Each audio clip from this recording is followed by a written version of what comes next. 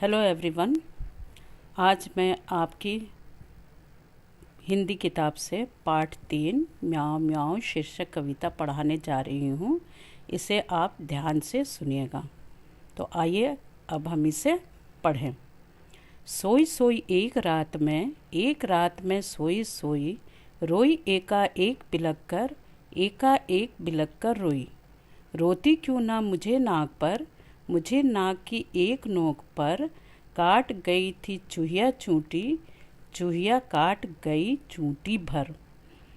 बच्चों, तो इस कविता में कवि धर्मपाल कहते हैं कि एक छोटी लड़की जो थी बिलक बिलक कर रोने लगी। जैसा कि यहाँ पे लिखा, सोई सोई एक रात में मैं सोई सोई रोई एका एक बिलक कर रोई। तो इसमें बताया गया है कि रात में सोई सोई अचानक एक छोटी लड़की बिलक बिलक कर रोने लगी, क्योंकि उसकी नाक पर एक छोटी चूहिया ने चूंटी काट ली थी। चूंटी का मतलब होता है बच्चों यहाँ पर चिकोटी। अब आगे हम देखते हैं कि आगे में इस कविता में क्या लिखा है। तो अब आइए आगे की पंक्तियों को हम पढ़ते हैं। सचमुच बहुत डरी चूहिया से सच बहुत डरी मैं। खड़ी देखकर चूहिया को मैं लगी कांपने घड़ी घड़ी में। सूझा तभी बहाना मुझको सूझा एक बहाना। ज़रा डराना चूहिया को भी ज़रा डराना। कैसे उसको भला डराऊं। धीरे से मैं बोली म्याऊं म्याऊं म्याऊं म्याऊं। अब आगे की कविता में हम देखते हैं कि धर्मपाल जी इन पंक्तियों में क्या कहते हैं उस लड़की के बारे में। जैसे कि यहाँ लिखा है कि लड़की कह रही है कि वह चूहिया को देखकर बहुत डर गई और चूहिया को सामने देखकर वह थर थर कांपने लगी। जानते हो बच्चों क्यों कांपने लगी थर थर? जब हम किसी चीज़ से या आप किसी चीज़ से डर जाते हैं तो ये स्वाभाविक ऐसा होता है कि किसी डरी हुई चीज़ को हम देखते हैं तो थरथराने लगते हैं। तो उसी तरीके से यहाँ वो लड़की चूहिया को देखकर क्या करने लगी? थर थर कांपने लगी। तभी उसे चूहिया को डराने की एक तरकीब सूझी। और तरकीब का मतलब जानते हो क्या होता है? उपाय। और चूहिया को डराने के लिए वो क्या करने लगी? म्याऊं म्याऊं म्याऊं की आवाज़ करने लगी। तो ये कविता अब आपका यहीं पर समाप्त होता है और इसके कवि जो हैं धर्मपाल जी हैं। तो बच्चों आइए अब हम आगे इस कविता से संबंधित कुछ शब्दार्थ को देखें। मैं यहाँ पे आप लोगों के लिए कुछ शब्दार्थ लिख दी हूँ और इसको आप अपनी कॉपी में लिख लीजिएगा। जैसा कि लिखा है कि बिलखना का मतलब होता है ज़ोर ज़ोर से रोना। दूसरा शब्द आया है चूंटी का मतलब होता है चिकोटी। एकाएक का मतलब होता है अचानक। कांपना का मतलब होता है थरथराना। घड़ी घड़ी बार बार। सूझना ध्यान आना। ज़रा थोड़ा या कम। अब आगे देखते हैं इस कहानी से जो रिलेटेड है उसकी तरफ। जैसे लिखा है यहाँ पे, सुहानी की बात।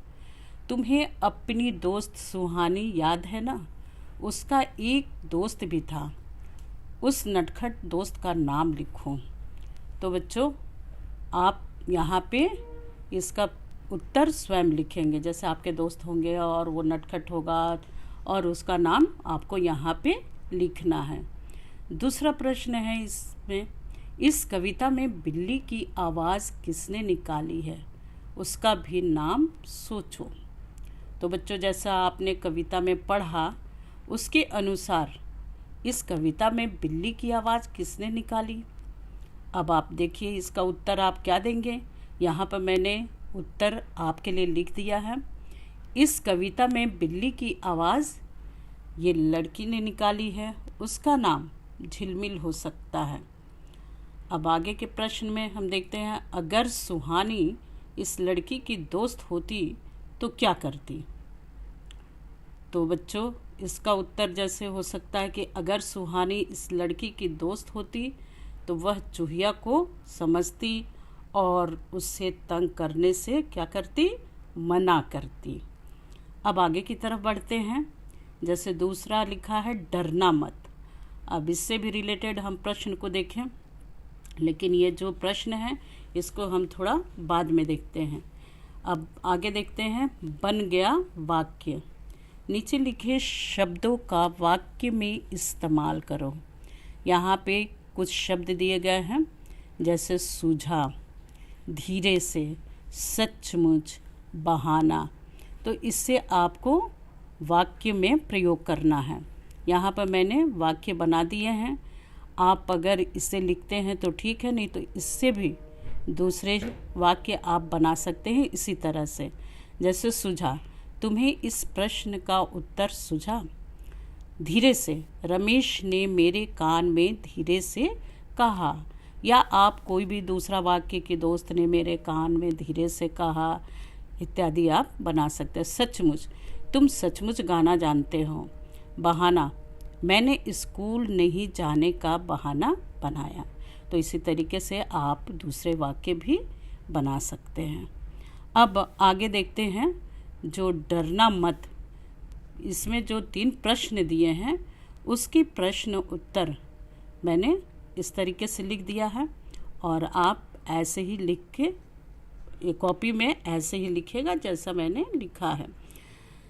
कविता में लड़की ने म्याऊं की आवाज़ निकाली थी। म्याऊं की आवाज़ सुनकर चूहिया पर क्या असर हुआ होगा। जैसे मैंने यहाँ पर उत्तर लिखा है कि म्याऊं की आवाज़ सुनकर चूहिया डर गई होगी। वह डर के मारे कांपने लगी होगी और वह दोबारा लड़की को तंग करने नहीं आई होगी।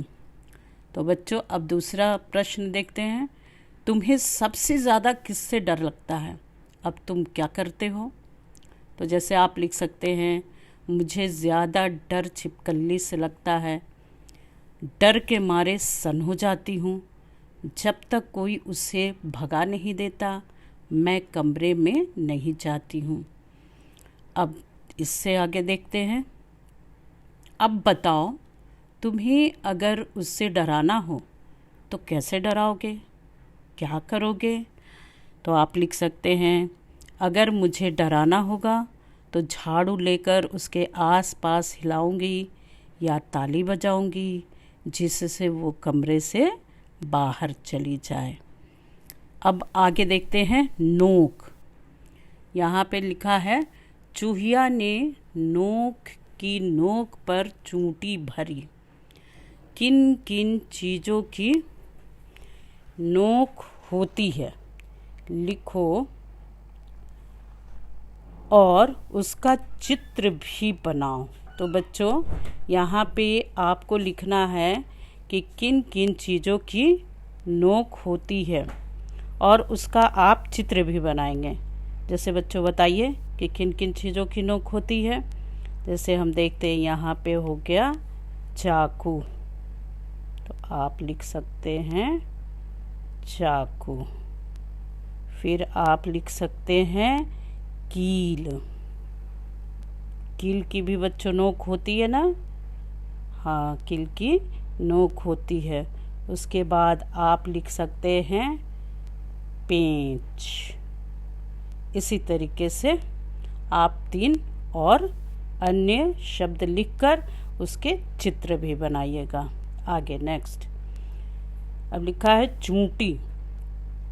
चूंटी अंगूठे और उंगलियों से भरी जाती है। अंगूठे और उंगलियों से और कौन कौन से काम किए जा सकते हैं। जैसे यहाँ पे लिखा है चुटकी बजाना।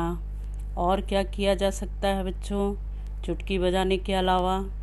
तो जैसे आप लिख सकते हैं कि नमक डालना। जैसे आप लिखेंगे यहाँ पे नमक डालना। जैसे कहते हो कोई चीज़ में आपको नमक चाहिए तो कहते हैं 1 चुटकी भर डालना, ज़्यादा नहीं। उसी तरीके से यहाँ पे आप नमक डालना लिख दिए। इसी तरीके से आप और आगे इसे सोचकर लिख लीजिएगा। नेक्स्ट है शब्दों का उलटफेर।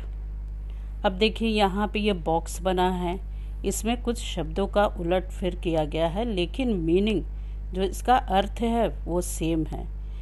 अब यहाँ पढ़ते हैं। जैसे लिखा है, सूझा मुझको एक बहाना, मुझको सूझा एक बहाना। ये दोनों का अर्थ एक ही है। अब आगे बढ़ते हैं। कविता में कही गई इस बात को बातचीत में इस तरह कहेंगे, मुझको एक बहाना सूझा। नीचे लिखी बातों को 2 तरीकों से लिखो। जैसे आपने यहाँ पे देखा, उसी तरीके से इसको आपको 2 तरीके से लिखना है। खड़ी गाय थी चौराहे पर। अब यहाँ जो 2 जगह दिए गए हैं, ब्लॉक जगह, उसको आपको कैसे लिखना है। तो दूसरे लाइन में आप लिखेंगे गाय थी खड़ी चौराहे पर। तीसरे लाइन में लिखेंगे गाय चौराहे पर खड़ी थी। उसी तरीके से बच्चों आगे लिखा है, घुस गया शेर जंगल में। आप लिख सकते हैं कि जंगल में शेर घुस गया, या शेर घुस गया जंगल में। इस तरीके से आप इसे पूरा कर लेंगे। अब आगे देखते हैं। बस आपका यहीं पे ये पाठ समाप्त हो जाता है। इस कविता को आप खूब अच्छी तरीके से याद करिएगा, इसे कॉपी में लिखिएगा, और जितने भी इसके प्रश्न अभ्यास हैं इसको आप लिखकर कॉपी में याद करिएगा। धन्यवाद।